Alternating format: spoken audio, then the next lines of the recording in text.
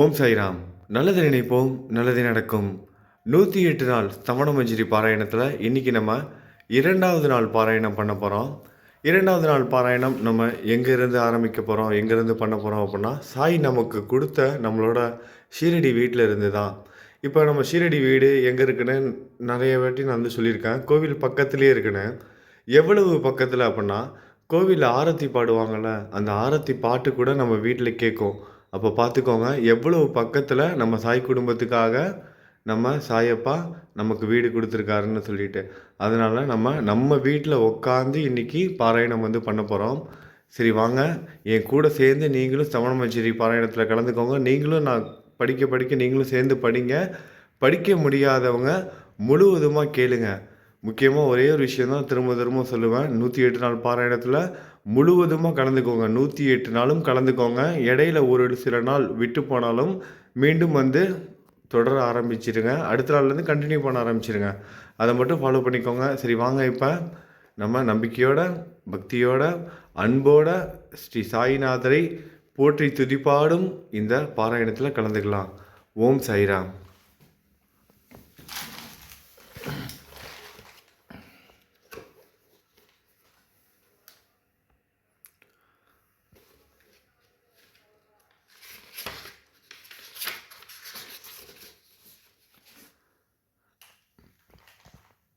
ஸ்ரீ சாய்நாத ஸ்தவனமஞ்சரி.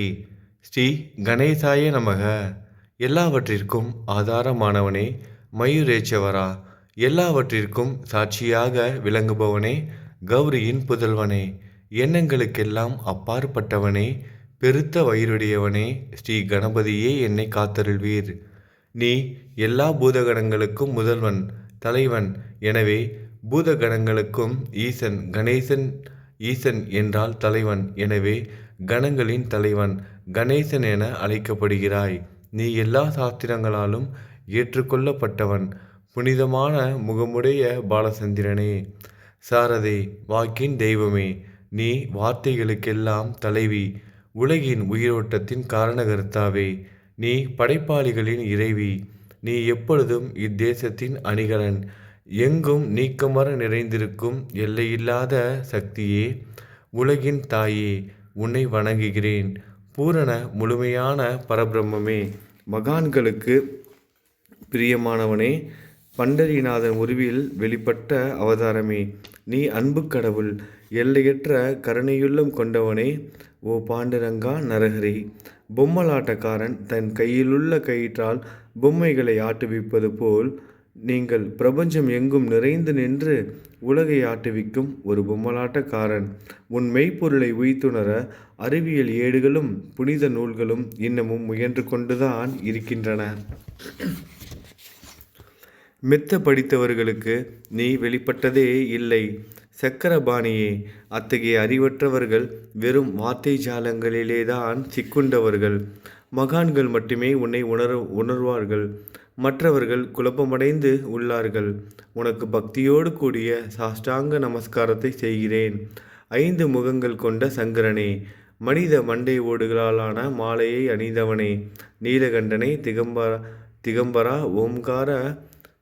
ஓம்கார வடிவானவனே, பசுபதியே, எல்லா நேரங்களிலும் எவருடைய உதடுகள் உன் பெயரை உச்சரிக்கிறதோ அவர்களது உலகியல் துன்பங்கள் உடனடியாக நீங்கிவிடும். ஜடாமுடியை தரித்த சிவனே, உன் நாமத்தின் சக்தி அத்தகையது. உன் பாதங்களை வணங்கி நான் சாயி புகழை கூறும் இந்த துதியை எழுதுகிறேன். இந்த அருட்பணி முழுமையடைய எனக்கு அருள்வாயாக. நீலகண்டா, அழகால விஷமுண்ட சிவனே, இப்போது அத்திரி மகரிஷியின் புதல்வரான தத்தாத்திரேயரையும் குலதெய்வமான இந்திரனையும் துக்காராமையும் எல்லா ஞானிகளையும் பக்தர்களையும் பணிகிறேன். சாயிநாதா, உனக்கு வெற்றி கிட்டட்டும். பாவிகளை கடை தேற்றும் கருணை உள்ளவரே, உங்கள் பாதங்களில் என் தலையை வைத்து இருத்தி வேண்டுகிறேன். உன் பாதுகாப்பை எனக்கு அருள்வாய். நீங்கள் முழுமையான பரபிரம்மம், ஆனந்தத்தின் இருப்பிடம். நீயே விஷ்ணு, மனிதர்களுள் தலை சிறந்தவர். மன்மதனை எரித்த உமையொரு பாகனும் நீயே. நீ மனித வடிவில் தோன்றிய இறைவன்.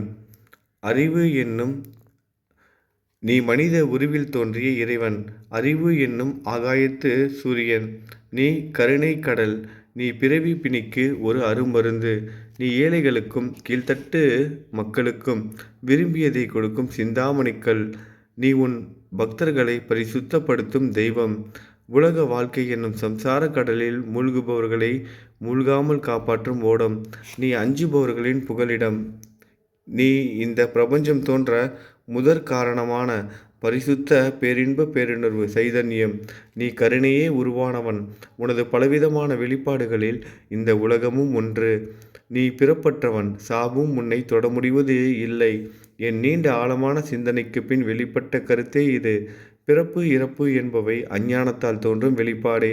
மகாராஜா, நீங்கள் பிறப்பும் இறப்பும் மற்ற சுதந்திர பறவை.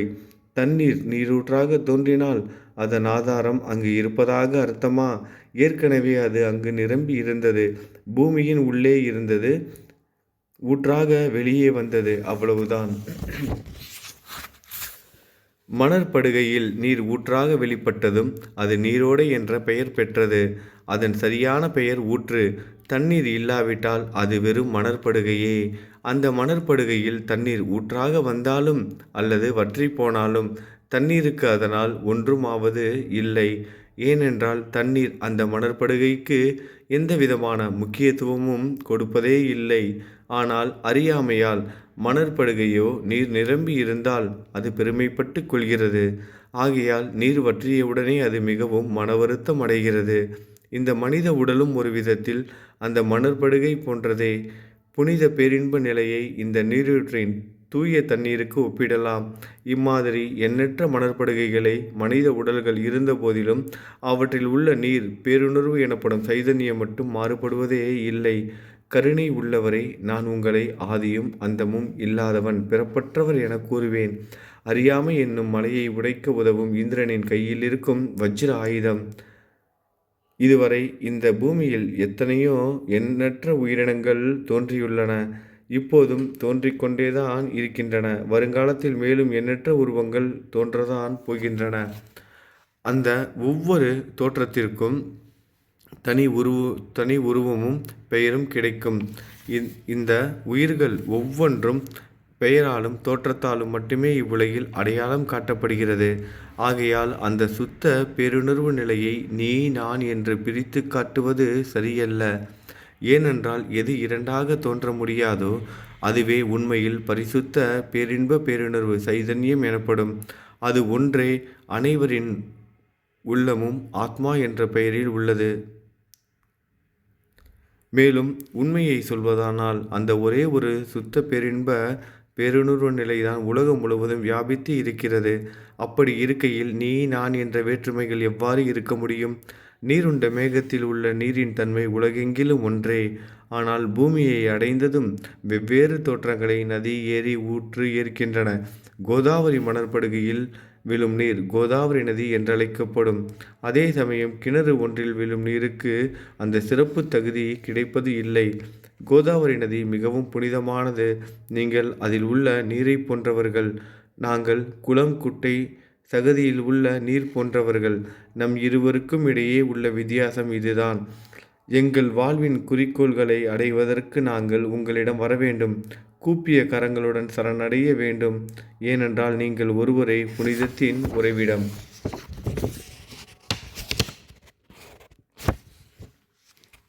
புனிதமடைந்த கோதாவரி நதி மணற்பரப்பில் மழைநீர் பாயத் தொடங்கும் பொழுது அந்த நீர் புனித தன்மையை அடையும். அதை வெறும் தண்ணீராக மட்டும் கருதினால் அந்த தண்ணீர் தான் எல்லா இடங்களிலும் இருக்கிறதே. கோதாவரி நதி தீரம் முழுவதும் புனிதமாக கருதப்பட்டது. பூமியின் அந்த மணற்பகுதி அதன் புனித தன்மையை நிர்ணயம் செய்கிறது. தான் பழகும் மக்களின் தன்மைக்கேற்ப மக்கள் குணம் மாறுபடுகிறது. புனித ஆத்மாக்களின் சேர்க்கையால் அவர்களுடன் சேருபவர்களின் ஆத்மா ஒளிவிடத் தொடங்குகிறது. இல்லாவிட்டால் அது மாசுபட்டே இருக்கும். நீருண்ட மேகத்தினின்றும் கீழே விழுந்த நீரின் புனிதத்தன்மையை எந்த பூமியின் பகுதி மாற்றவில்லையோ அந்த பகுதியை சாஸ்திரம் அறிந்தவர்கள் கோதாவரி என்று கூறுகிறார்கள். மற்ற பகுதியில் விழுந்த நீர் அந்த பகுதியில் உள்ள மண்ணின் குணத்தை ஏற்றுக்கொண்டது. புனித தன்மையை இழந்தது. மேகத்தில் இருந்த பொழுது பரிசுத்தமாக இருந்த நீர் அசுத்தமாகவும் கசப்பாகவும் உப்பாகவும் மாறிவிட்டது. 6 வித உட்பகைகளை காமம், கோபம், பேராசை, வெறுப்பு, அகங்காரம், பொறாமை அகற்றி புனித உடலெடுத்து வந்த குருதேவா, தங்களை புனித மகான் என்று அழைப்பது சாலப் பொருந்தும். ஆகவே நீங்களே புனித கோதாவரி. நீங்கள் ஆத்மா புடம் போடப்பட்டதாலேதான் நான் உங்களை புனித கோதாவரியாக உருவகம் செய்கிறேன். இயங்கும் அத்தனை படைப்புகளிலும் முதன்மை பெறுகிறீர்கள். பிரம்மா உயிர்களை படைக்க ஆரம்பித்ததிலிருந்தே உலகம் தோன்றியது முதல் கோதாவரி நதி இருக்கிறது. நீர் நிறைந்து பாயும் அந்த நதியில் இன்று வரை தண்ணீர் வற்றியதே இல்லை. ராவணனின் எதிரியான ராமர் கோதாவரி நதியின் கரைக்கு வந்தபோது ஓடிக்கொண்டிருந்த தண்ணீர் இன்று வரை அதே இடத்தில் எப்படி இருக்க முடியும்? சற்று யோசித்து பாருங்கள். கோதாவரி நதியின் மணற்படுகை மட்டும் அதேதான். தண்ணீர் கடலை சென்றடைந்து விட்டது. ஆனால் அந்த கோதாவரி நீர்ப்படுகையுடன் புனித தன்மை மட்டும் என்றுமே மாறாமல் இன்று வரை அப்படியே உள்ளது. ஒவ்வொரு வருடமும் பழைய நீர் வெளியேறி புதிய நீர் அதற்குள் பாய்கிறது. உங்களுக்கு தெரிந்த வாழ்க்கை நீதிதான் அது. ஒரு நூற்றாண்டை ஒரு ஆண்டாக கணக்கிட்டால் அந்த நூற்றாண்டில் தோன்றிய முனிவர்கள் பாயும் நீரை போன்றவர்கள். அவர்களில் மிகப்பெரிய மகான்கள் அந்த நீரில் தோன்றும் அலைகள் போன்றவர்கள். இந்த புனித கோதாவரி நதியில் முந்தைய நூற்றாண்டுகளில் சனாதர், சனதர், சனந்தனர் போன்ற மகான்கள் வெள்ளமாக தோன்றினார்கள். பிறகு நாரதர், தும்புரு, துருவன், பிரகலாதன், மகாபலி சக்கரவர்த்தி, சபரி, அங்கதன், வாயுகுமாரனான அனுமன், விதுரர், கோபர்களும் கோபியர்களும் கிருஷ்ணரின் இடையர் குலத்தவர்கள் வெள்ளமாக தோன்றினர். இவ்வாறு இன்று வரை கடந்த நூற்றாண்டுகள் ஒவ்வொன்றிலும் ஒன்றன் பின் ஒன்றாக மகான்களாகிய வெள்ளம் தோன்றியது. அவற்றை எல்லாம் என்னால் ஞாபகப்படுத்தி கூற முடியவில்லை.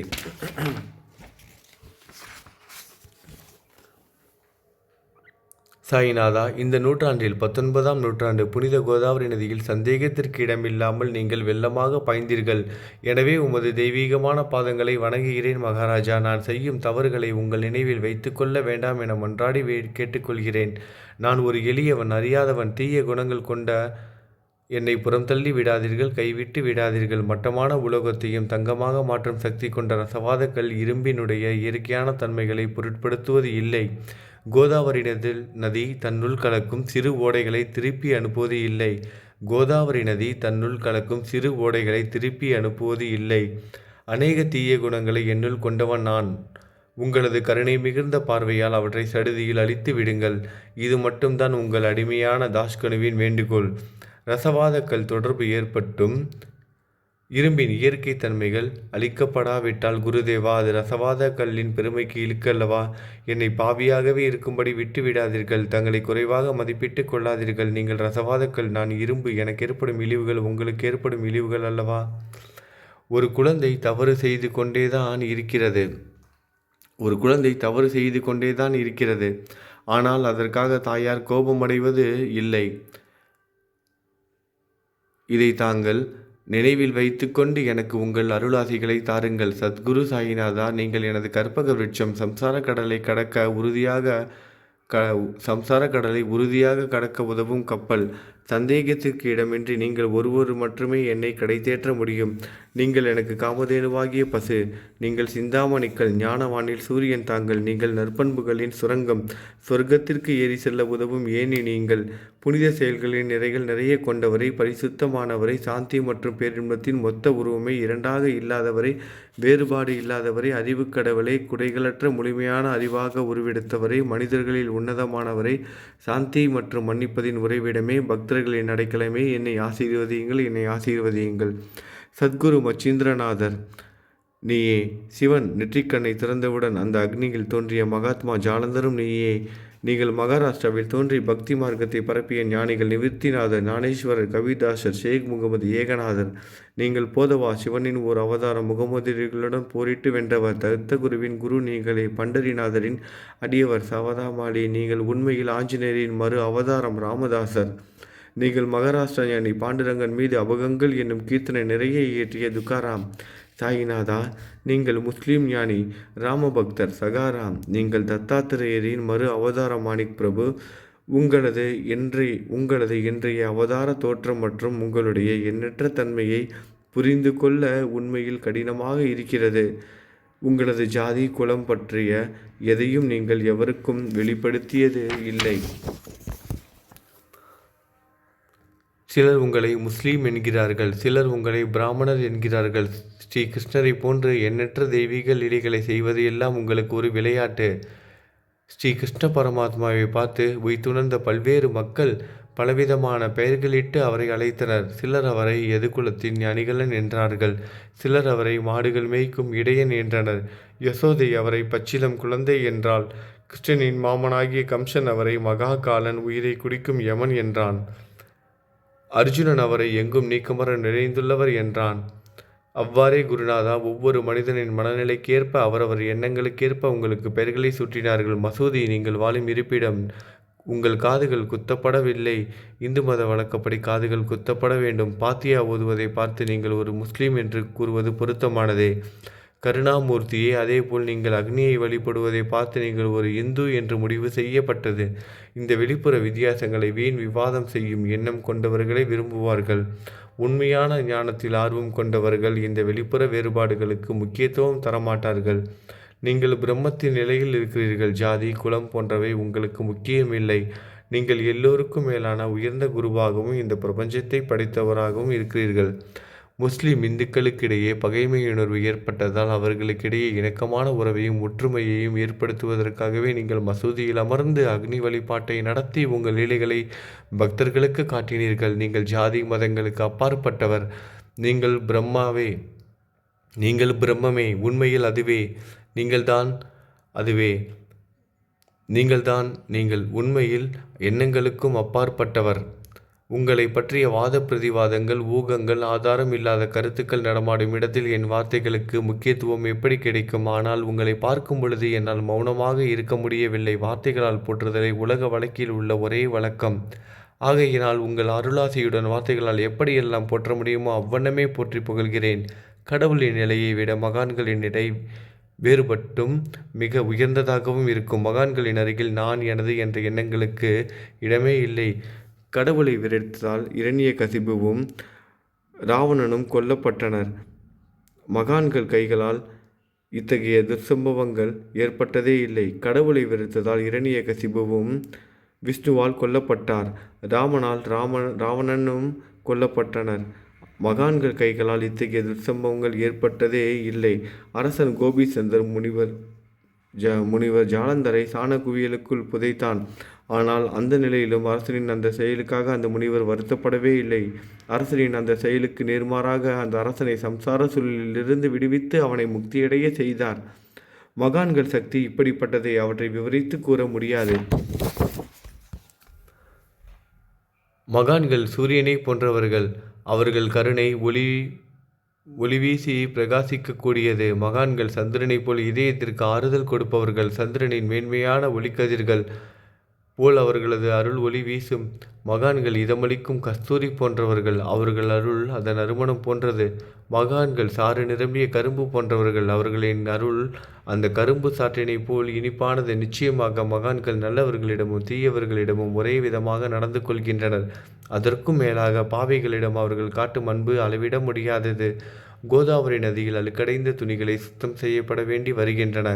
சுத்தமான துணிகள் கோதாவரி நதியில் நின்று வெகு தூரத்தில் பெட்டியிலேயே தங்கிவிடுகின்றன.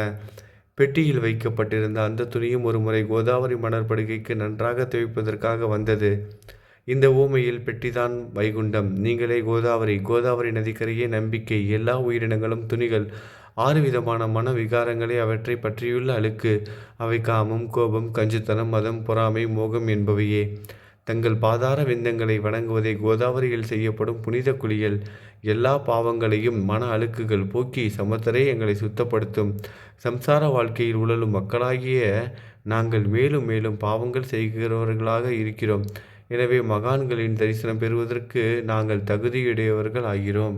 கோதாவரி நதியில் தண்ணீர் இருக்கிறது. படித்துறையில் துவைப்பதற்காக துணிகள் வருகின்றன. அவை துவைக்கப்பட்டு சுத்தப்படுத்தப்படாவிட்டால் அது கோதாவரி நதிக்கல்லவா இழுக்கை தேடித்தரும். நீங்கள் அடர்ந்த இலைகளுடன் கூடிய நிழலையும் குளிர்ச்சியும் தரும் மரம்.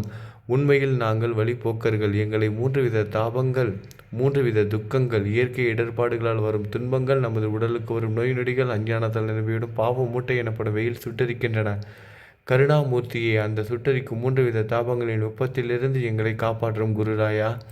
தங்கள் அன்பு மிகுந்த கருணை என்னும் குளிர்நிழல் இந்த சம்சாரம் என்னும் வாழ்க்கை கடலை கடக்க உதவும் தன்மை கொண்டது.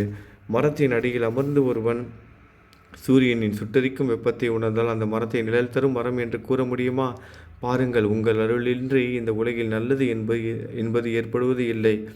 எனவே தர்மத்தை நிலைநிறுத்துவதற்காக சேஷசாயி அர்ஜுனனுக்கு நண்பனாக, வழிகாட்டியாக மற்றும் ஆன்மீகவாதியாக மாறினார்.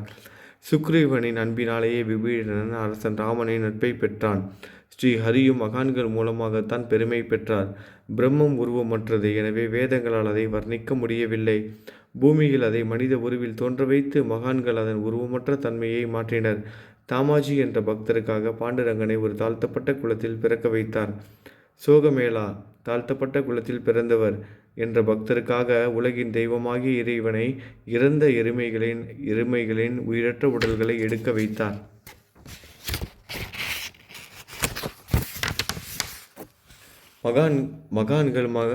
மகான்களின் பெருமையை உணர்ந்த இறைவன் தண்ணீர் சுமந்து உழைத்தார். உண்மையில் மகான்கள் எல்லாவற்றையும் தாங்கும் சச்சிதானந்த பிரபுவுமாகிய இறைவனின் எஜமானர்கள்.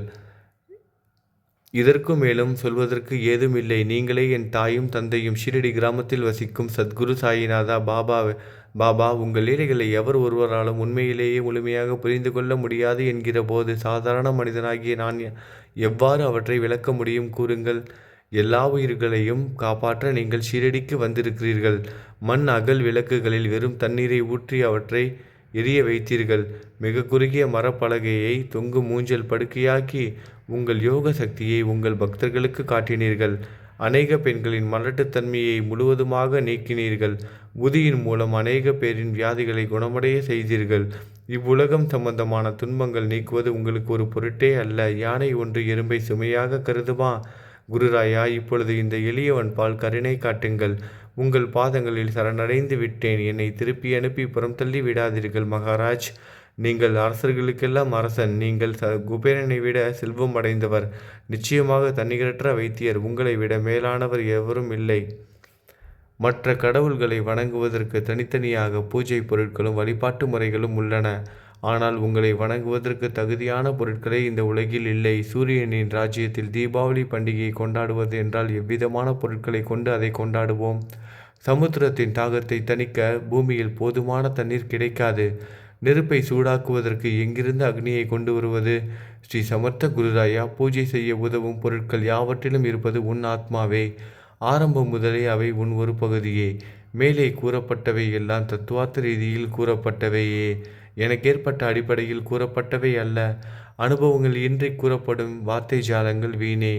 சம்பிரதாய சடங்குகளின்படி உங்களுக்கு பூஜை செய்ய வேண்டுமென்றால் அதனை செய்வதற்கு தேவையான பூஜை சாமான்கள் என்னிடம் இல்லை. கருணை உடையவரை, அடிக்கடி என் கற்பனை திறனின் அடிப்படையில் உங்களுக்கு நான் வழிபாடு செய்கிறேன். அந்த வழிபாட்டை இந்த அடிமையிடமிருந்து ஏற்றுக்கொள்ளுங்கள். இப்போது என் அன்பு கண்ணீரால் உங்கள் கால்களை கழுவுகிறேன். உண்மையான பக்தியிடம் சந்தனத்தை அரைத்து சாந்தாக்கி உமக்கு இடுகிறேன். அழகிய வார்த்தைகளால் எழுதப்பட்ட இந்த துதி என்னும் கப்னியை உமக்கு அணிவிக்கிறேன். இந்த புகழ் மாலையை உங்கள் கழுத்தை சுற்றி அணிவிக்கிறேன்.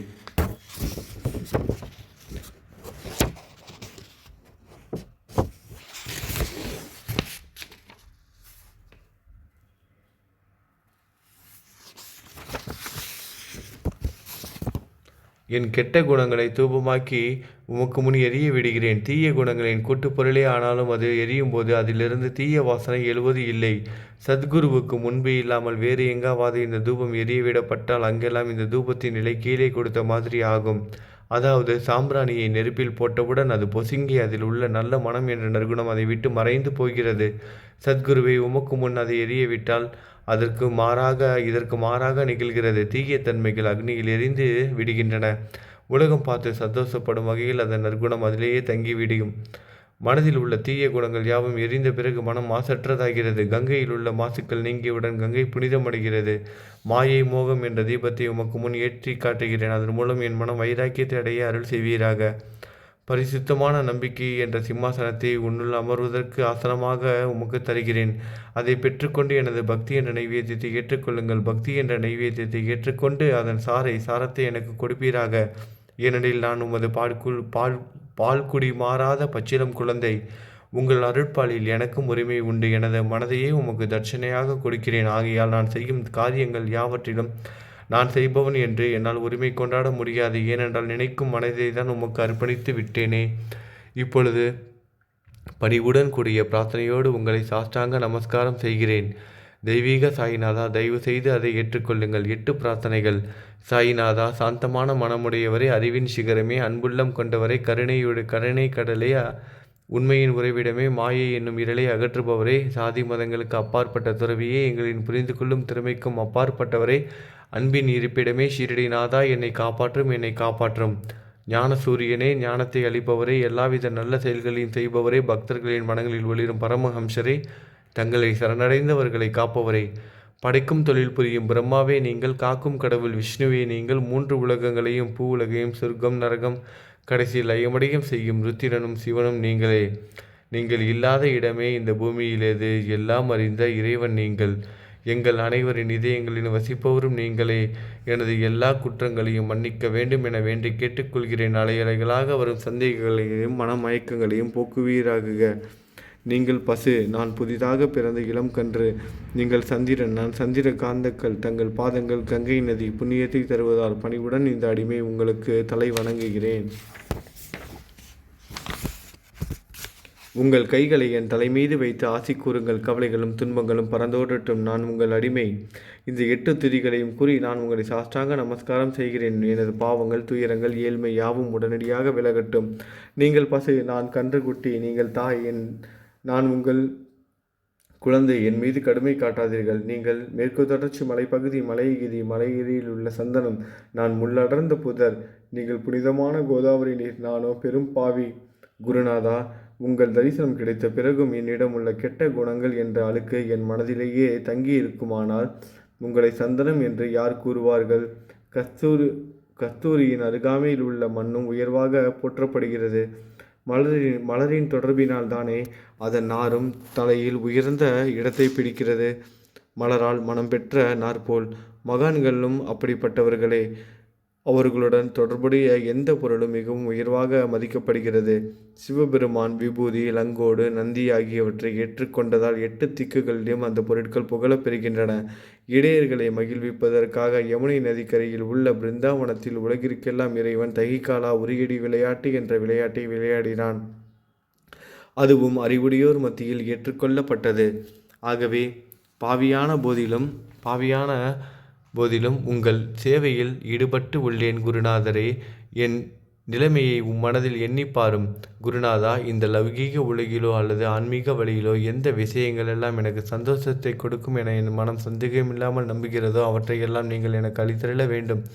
உமது கருணையால் இந்த மாதிரி செய்துவிடும். எனது மனதை அடக்கி விடுங்கள். சமுத்திரங்கள் எல்லாம் தித்திப்பாக மாறினால் பிறகு அவை உப்பு கரிக்குமே என்ற பயம் தோன்றாதே. சமுத்திரத்தை தித்திப்பாக்கும் உங்கள் சக்தி உங்களுக்கு உண்டு. ஆகையால் தான் எனது இந்த வேண்டுகோள். தயவு செய்து இந்த வேண்டுகோளை நிறைவேற்றும். என்னிடம் என்னென்ன குறைகள் உண்டோ அவை அனைத்தும் உங்களுடையதை. ஆத்ம ஞானம் பெற்றவர்களில் முதலிடத்தில் உள்ள உங்களிடம் குறை என்பதை பொருந்தாதே. இப்போது இதற்கு மேலும் நான் ஏன் அதிகம் பேச வேண்டும்? நீங்கள் தான் எனது ஒரே அடைக்கலம். தாயின் இடுப்பில் உள்ள ஒரு குழந்தை இயல்பாகவே பயமற்று இருக்கும். மகாராஜ், நீங்கள் இந்த துதியை எவரவர்கள் அன்புடன் படிக்கிறார்களோ அவர்கள் ஒவ்வொருவரின் ஆசைகளை தயவு செய்து நிறைவேற்றும். இந்த துதியை படிப்பவர்களின் 3 வித தாபங்களையும், இயற்கை இடர்பாடுகள் வரும் துன்பங்கள், நமது உடலுக்கு ஒரு நோய் நொடிகள், அஞ்ஞானத்தால் நிரம்பிவிடும் பாவ மூட்டை ஒரு ஆண்டிற்குள் விலகிவிடும் என்பதை இந்த துதிக்கு உங்களது ஆசையாக என்றென்றும் நிரந்தரமாக இருக்கட்டும். குளித்து முடித்துவிட்டு மனதில் முழுமையான நம்பிக்கையுடன் தொடர்ந்து இந்த துதியை பாராயணம் செய்ய வேண்டும். அப்படி முடியாவிட்டால் வாரம் வாரம் வியாழன் தோறும் சத்குருவை வணங்கி அவர் உருவை தியானம் செய்து கொண்டு இந்த துதியை பாராயணம் செய்யுங்கள். இதுவும் கூட முடியாவிட்டால் மாதம் வரும் 2 ஏகாதசி தினங்களில் இந்த துதியை பாராயணம் செய்யுங்கள். இது ஏற்படுத்தும் விளைவுகளை பார்த்து அதிசயப்படுவீர்கள். குருமூர்த்தியான சாயி நாதர் இந்த துதியை பாராயணம் செய்பவர்களுக்கு இவ்வுலகியல் ஆசைகளை முழுமையாக உடனடியாக நிறைவேற்றுவார்.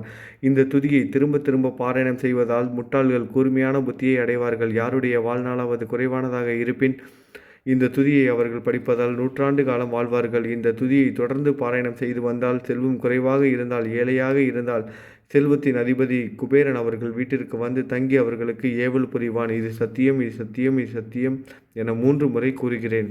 குழந்தை செல்வம் இல்லாதவர்கள் இந்த துதியை தொடர்ந்து படித்து வந்தால் குழந்தை செல்வம் பெறுவர்.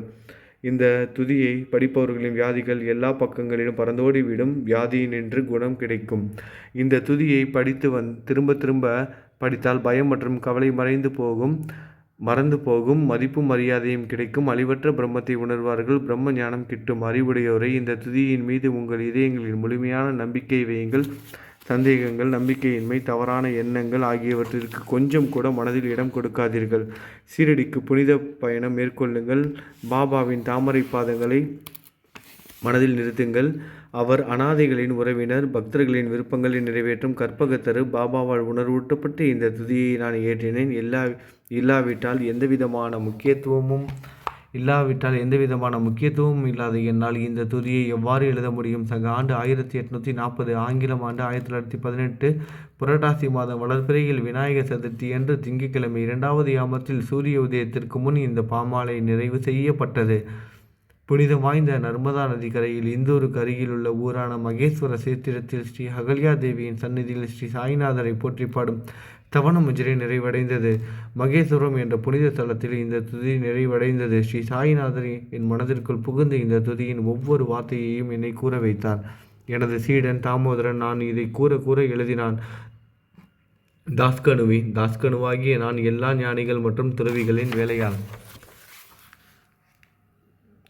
எங்கும் மங்களம் பொங்கட்டும். ஸ்ரீ சாய்நாதரை போற்றி பணிவுடன் எழுதப்பட்ட இந்த ஸ்ரீ சாய்நாத தவணமஞ்சரி என்ற துதி பாராயணம் செய்பவர்கள் சம்சார கடலை கடக்க உதவட்டும். இது ஸ்ரீ பாண்டுரங்கனுக்கு தாஸ்கனுவின் நம்பிக்கை மற்றும் பணிவோடும் கூடிய பிரார்த்தனை. மங்களம் சுபமங்கலம். ஓம் சாய்ராம். நல்லதை நினைப்போம், நல்லதை நடக்கும். ஓம் சாய்ராம். ஓம் சாய்ராம். ஓம் சாய்ராம்.